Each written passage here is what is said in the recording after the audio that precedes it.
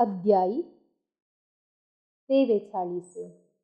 जुजेचे भाऊ दुसरे फावटी इजिप्ताक वतात. देशांत दुकोळ भोव कठीण जालो. इजिप्तांत हाडिल्ली धान्य खावन काबार जाताच जाकोबान आपल्या पुतांक सांगलें, तुमी परतून वसा आनी आमकां इल्ली धान्य मोलाक हाडा.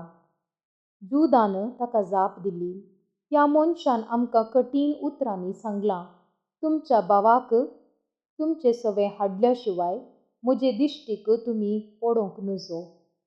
आमच्या भावाक आमचे सवे धाडटाय जाल्यार आमी वचून धान्य मोलाक हाडटले हांव. ताका धाडूंक तूं तयार नासल्यार आमी थंय वचचे ना. कित्याक ह्या मनशान आमकां सांगलां, तुमचो भाव तुमचे सवे नासल्यार म्हजे दिश्टीक तुमी पडोवंक नजो. इस्रायल तांकां म्हणालो, तुमकां आनी एक भाव आसा म्हूण सांगून हे कश्ट म्हजेर कित्याक हाडले. तांणी जाप दिली, तो मनीस आमचे विशांत आनी आमच्या कुटुंबा विशांत खबर काडी लागलो. ताणें आमकां विचारलें, तुमचो बापूय जिवंत आसा, तुमकां आनी एक भाव आसा. ताच्या ह्या सवालांक आमी जाप दिवची पडली. आमच्या भावाक आमचे सवे हाडूंक तो सांगीत म्हूण आमकां कशें कळचें.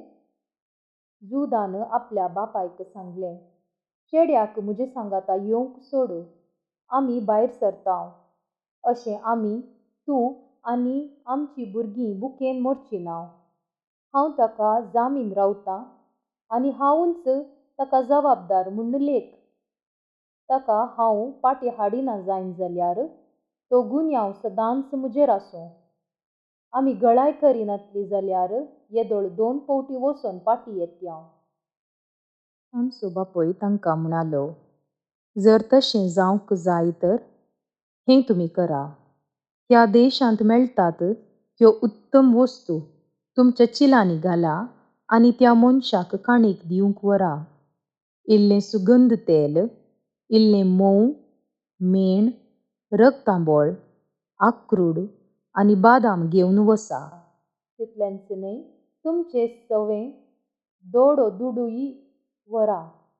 तुमच्या चिलांनी पाटी घाल्लो दुडू तुमी पावीत करूंक जाय. कांयपुणी चूक घडल्या जावयेत.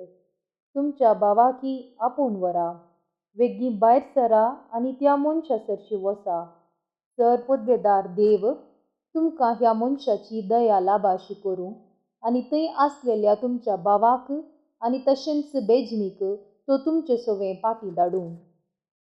म्हजे विशांत सांगचें जाल्यार जर हांवें म्हज्या भुरग्यांतावन जाल्ल्या वेगळासाराची दूख भोगूंक जाय तर हांव ती भोगतलों. ताणें काणिको आनी दोडो दुडू आपणा सवे घेतलो आनी बेजमी सांगाता ते इजिप्ताक गेले. थंय जुजे मुखार ते उबे रावले. बेजमीक देखतच जुजेन मालगड्या कारभाऱ्याक सांगलें, ह्या मनशांक म्हज्या घरा आपोवन व्हर आनी मासाचें बरें एक जेवण तयार कर, कित्याक आज दनपारां म्हजे सवे जेवणाक ते आसतले. ताणें जुजेन सांगल्ले प्रमाणें केलें आनी त्या मनशांक जुजेच्या घरा आपोवन व्हेले. जुजेच्या घरा तांकां व्हरतना ते भियेले आनी चिंतूंक लागले, आदले फावटी आमच्या चिलांनी घाल्ल्या दुडवाक लागून आमकां आतां भितर व्हरतात जावंक पुरो. ह्या निबान ते आमचे वयर अचानक पडटले आनी आमचीं गाडवां स्वाधीन करून आमकां ताचे गुलाम करतले. देखून घरच्या दारा लागीं पावतना प्रधान कारभाऱ्या लागीं तांणी विचारलें, सायबा, आमी आदीं एक फावटी धान्य मोलाक घेवंक हांगा आयिल्ल्यांव.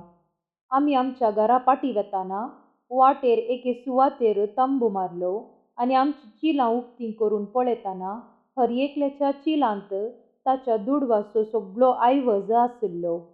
आमी तो दुडू पाटी हाडला आनी धान्य मोलाक घेवंक हेर दुडूय आमी हाडला. आमच्या चिलांनी तो कोणें पाटी घालो म्हूण आमकां कळीत ना. ताणें तांकां म्हळें, समाधान घेया, तुमी कांय भियेनाकात. तुमच्या आनी तुमच्या बापायच्या देवान तो दुडू तुमच्या चिलांनी घाला आसतलो. म्हाका तुमचो दुडू पावीत जाला. उपरांत ताणें सिमेयोनाक तांचे सरशी हाडलो. कारभार्यान त्या मनशांक जुजेच्या घरा भितर व्हेले. तांचे पाय धुवंक ताणें तांकां उदक दिलें आनी तांच्या गाडवांक खावंक घालें. जुजे सांगाता तांकां जेवंक आसतलें म्हूण तांणी आयकलें देखून तो दनपारां थंय येपर्यंत आपल्यो काणिको आयत्यो करून ते तयार रावले. जुजे घरा येतच तांणी आपल्यो काणिको ताका अर्पिल्यो आनी धरणीर सरपटून ताका नमस्कार केलो. जुजेन तांचे भलायके विशांत खबर काडली आनी तांकां विचारलें, तुमी तुमच्या म्हाताऱ्या बापाय विशांत म्हाका सांगलें. तो कसो आसा? तो आनीकय जिवंत आसा?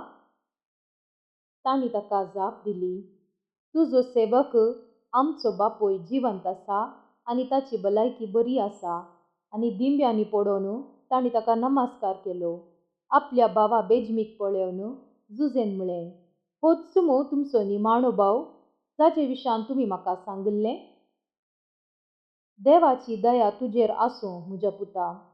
तक्षण जुजे थंयचो भायर गेलो, कित्याक आपल्या भावाक पळोवन ताचें काळीज मोवाळ्ळें आनी ताच्या दोळ्यांतल्यान दुकां येवचार आसलीं. देखून आपल्या कुडाक वचून तो रडलो. उपरांत आपलें तोंड धुवन तो भायर आयलो आनी आपलें मन घट करून ताणें फर्मायलें, जेवण हाडा. एका मेजार जुजेक आनी एका मेजार ताच्या भावांक जेवण हाडून दिलें. थंय आसलेल्या इजिप्तकारांक वेगळेच बसोवन जेवण दिलें, कित्याक इजिप्तकार हेब्रेवां सांगाता बसून जेविनात हें ते कंटाळटले. बाबावांक जुजे मुखार बसयल्लें. मलगड्या तावन सुरू करून निमाणो पर्यंत देखून एकामेका पळोवन ते अजाप पावले. जुजेच्या मेजांत तांकां जेवण वाडटलें. बेजमीक हेरांच्या 5 वांट्यांनी चड वाडलें. जुजे सांगाता ते पियेले आनी गंमत मारूंक लागले.